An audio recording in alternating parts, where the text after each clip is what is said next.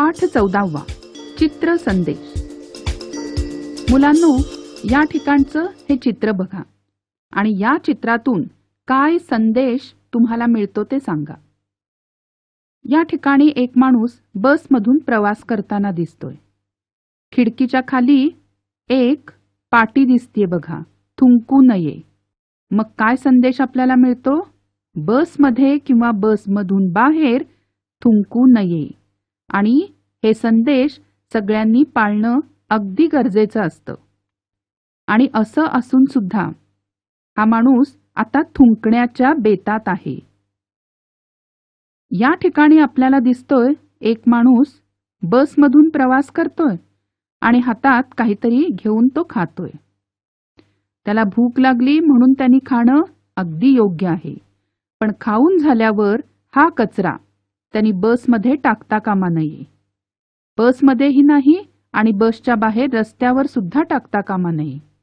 त्यांनी हा कचरा आपल्या जवळच्या पिशवीमध्ये ठेवायचा आणि जिथे कचरा कोंडाळं दिसेल त्या ठिकाणी टाकायचा।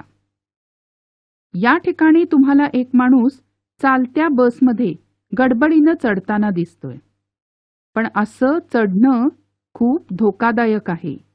चालत्या वाहनात घाईघाईनी चढूही नका आणि उतरूही नका।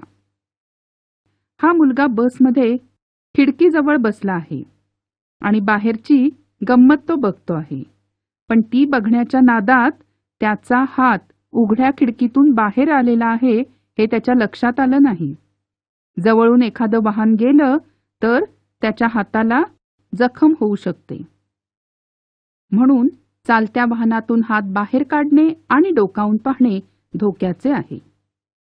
मुलांनो, या सूचना सगळीकडे लिहिलेल्या असतात, परंतु बरेचसे लोक या सूचनांकडे दुर्लक्ष करतात, त्याप्रमाणे वागत नाहीत।